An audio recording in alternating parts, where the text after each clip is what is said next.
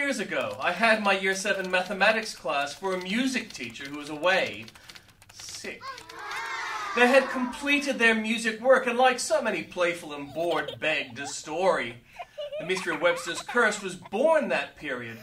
Later came the resolution of the curse due to Mitzi's heroism. Many thanks to PFB and AB for inspiration, and our MMB for encouragement. The mystery of Webster's curse. The events that surrounded the horror at that lonely suburban house so long ago are well recounted. That legend. Every year I'm given charge of many groups of students. The younger ones are not privy to the stories. They want to know. The printed stories I will leave to my neighbors of that era, how a family moved into a haunted house and the oldest boy killed all of his family. Later, when questioned by police, he told of a voice that instructed him to kill. Or of the couple who bought the house on the cheap. They faced such horrors. I knew the house from before. When I was growing up, old Mrs. Webster lived there. There are old people and there are old people. Some people have this thing called dignity, and it has nothing to do with being dignified in company. Mrs. Webster had something else. She was old and possibly crippled, but she was athletic and energetic. She would wait by the side of her house each school morning. Any child unfortunate enough to pass within earshot would endure her curses and quips. Wise boys and girls knew to stay away. Naughty ones had to discover for themselves. Once, on the way to school, I strayed too close. She'd been calling me fat, witch, simple justice, and an enthusiastic father led me to accept without question or deviation from my route. I trudged through ankle-deep snow. She had noticed my bag was low on my shoulder. I ignored her as I'd been trained. The wind was cold and sharp. I ignored the sharp pain in my shoulder and cheek, the dull thud, the sudden exhale. I stood stunned and still, my mind registering the stone and a little blood. Then I felt my cheek cool rapidly and wetly, felt the heat in the muscle as it responded to the tear in the flesh. I shouldered my bag high and sprinted on without further abuse. No one at school asked me about the injury, although my teacher didn't bat an eyelid when I asked to go to sick bay. Mrs. Webster brooked no visitors. The mailman never strayed closer than an arm's length to her box. The house was decayed and breathtaking. 2 stories if you don't count the attic. Magnificent arched windows stood high on the 2nd floor. They could have been doors to a balcony if one was there. She would stare balefully through them on cold days. On cold evenings, her form could still be seen through these windows, watching the street. 2 mighty oaks stood guard either side of the stone path leading to the wooden steps in the front door. A rope dropped from the entry port ceiling had a leather pouch with a ball that could be used as a knocker, although nobody knew if it ever would. The kids at school argued that it was really the skull of a black cat, but no one knew what a cat would be doing there anyway. Even a black one, even if the house did smell of the carrion attractive to such cats. A gate enclosed the house. Wooden posts lay ranch-style with a rusty metal latch and hinge. It didn't matter that Mrs. Webster lived there. It was haunted. Time passes, and even the inimitable Mrs. Webster passed away. The mailman noticed one day that she failed to collect her letter. She stopped appearing at her windows, and passers-by noticed they weren't being harassed. Police knocked on the door with a wooden ball hanging from the drop string. No answer. Police headquarters instruct them to break in, which they do with minimal force. It is said that they found Mrs. Webster in a chair facing the fireplace.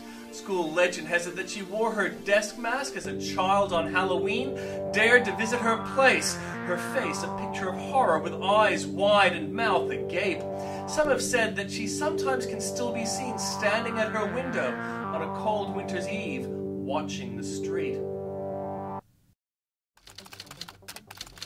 We were friends, Chris, Arthur, Joff, Big, and I. I guess you could say we were naughty boys. If you were to describe the dreams of another 10-year-old, I could show you how we were not so different. It was Arthur's dare, but then that is how it would happen. Arthur would dare, Chris would lead, Big would follow bravely, and Joff would follow nervously. I'd follow. I'd always wonder why. Big was enamored by ants. He had a glass-fronted thin cabinet that profiled a nest. He would feed the ants by opening the top of the cabinet and leaving tidbits of sweets, including sugar or honey.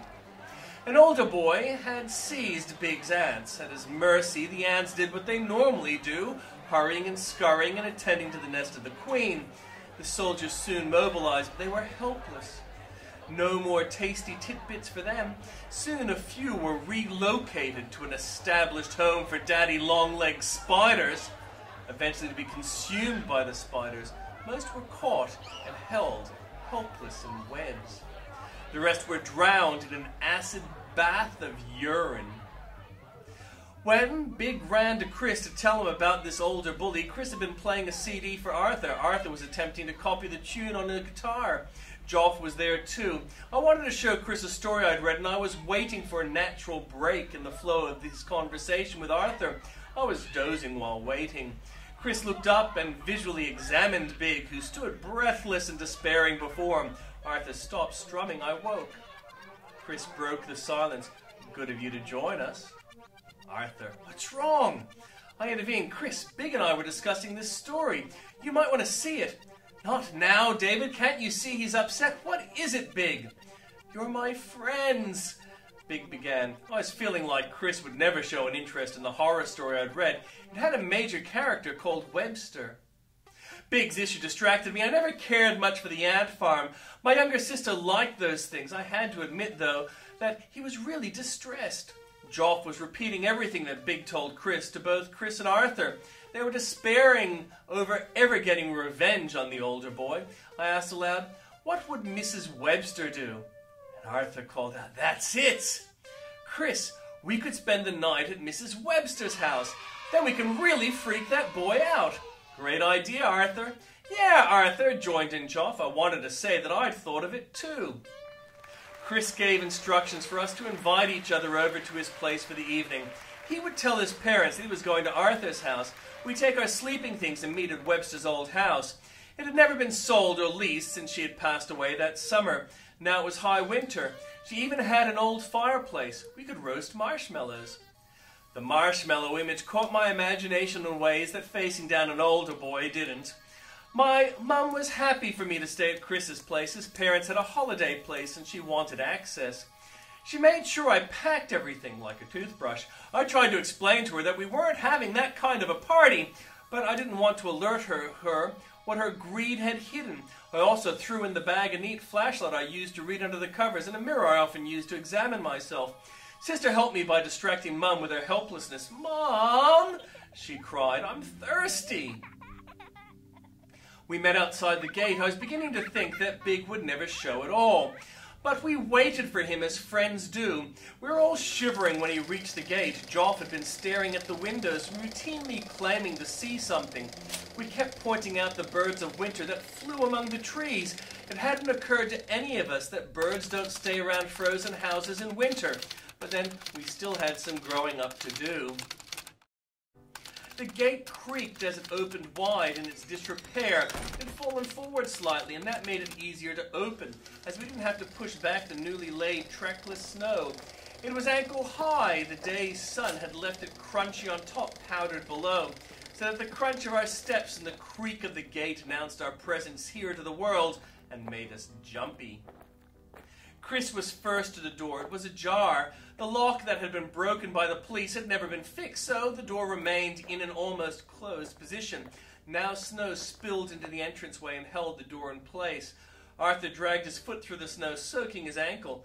I tried to bend down and scoop it with my gloved hands, but Joff's feet leapt forward, and soon he too had soaked his feet and ankles.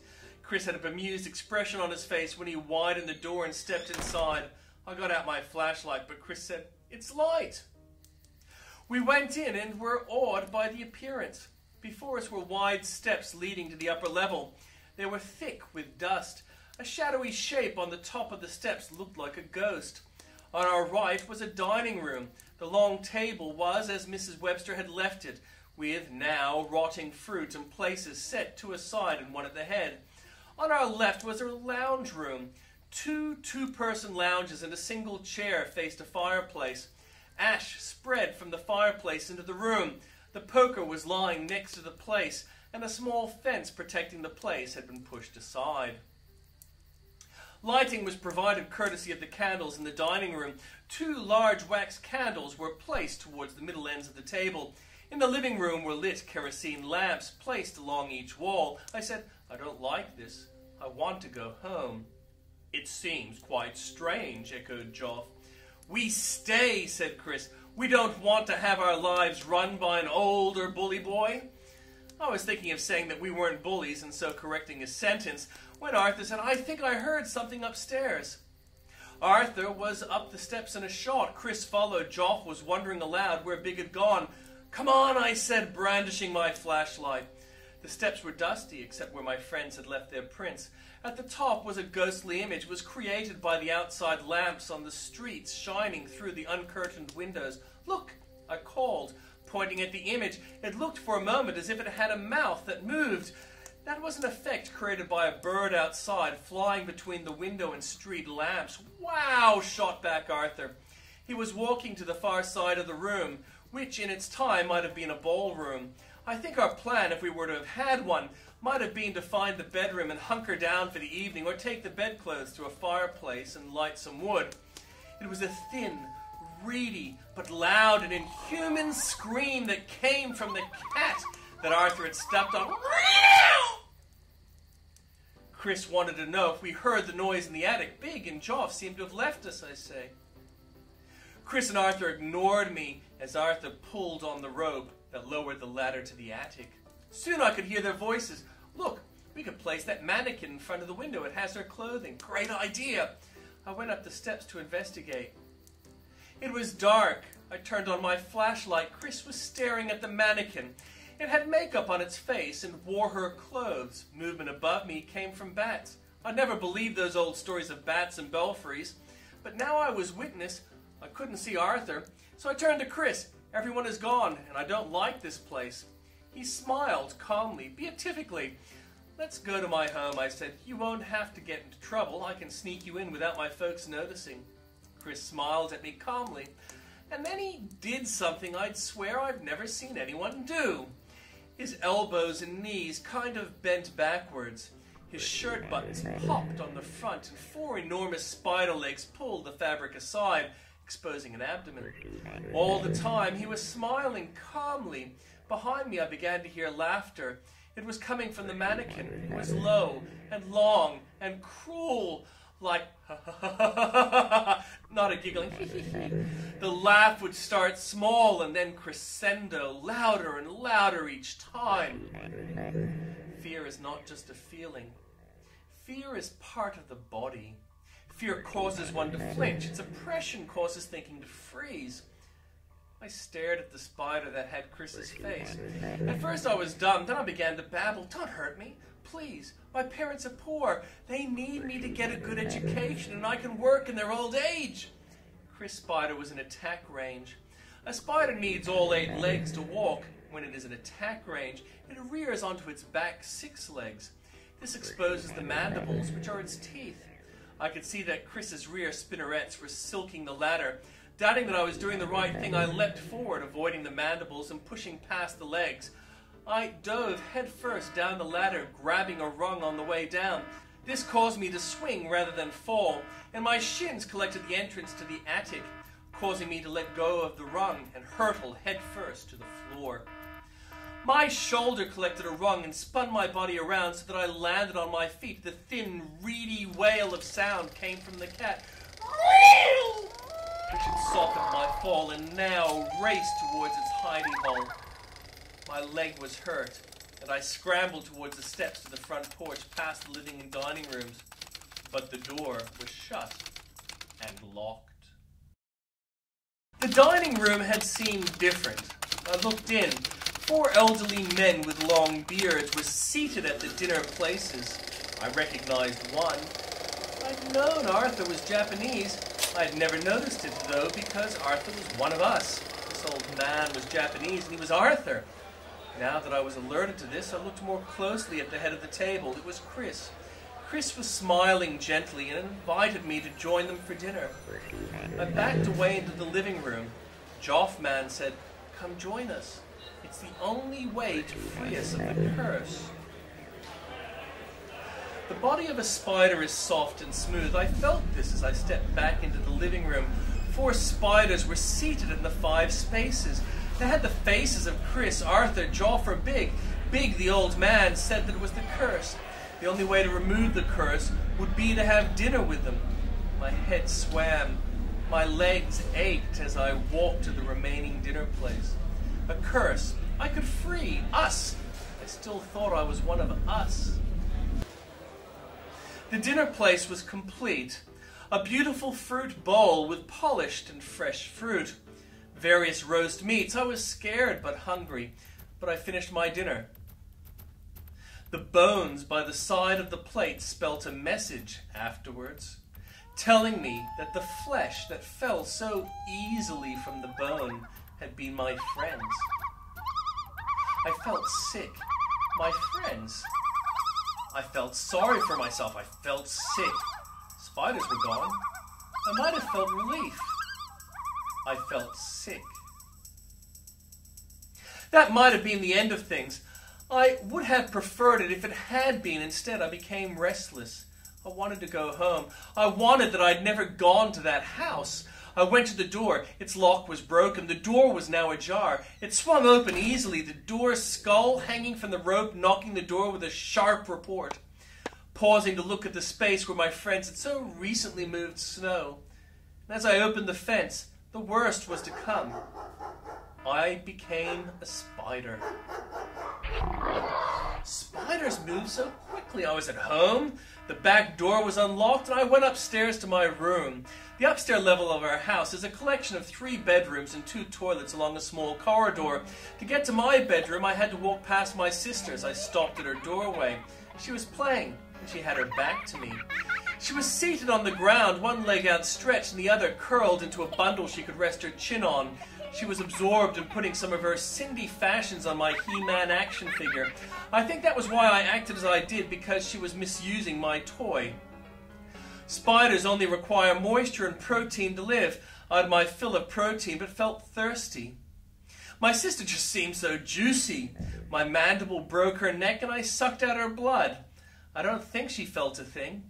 I dragged her body to hang it from her wardrobe. Maybe I'd come back later. The bathroom was closer to the steps, and when I heard my mother coming upstairs, I hid in the bathroom. For some reason, I began to shrink.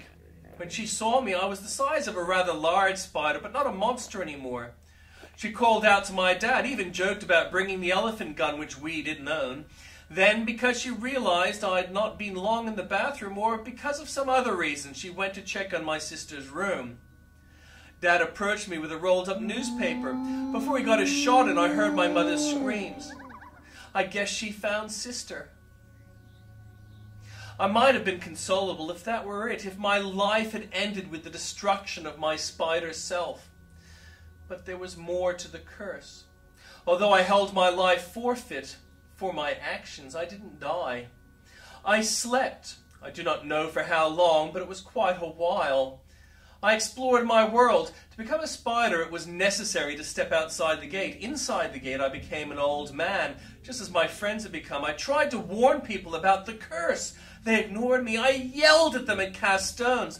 They ignored me. I watched the street from the upper story windows. It was easier to see the street at night by streetlight. I could think then, plan to find a way out of the curse. A neighbor of mine, who was also a victim, came up with a clever idea of selling the house. It is cold night. The house is sold. A family of 5, a successful businessman. Maybe now the curse will end. I'm before the fireplace. Seated, I think of horror. My friends.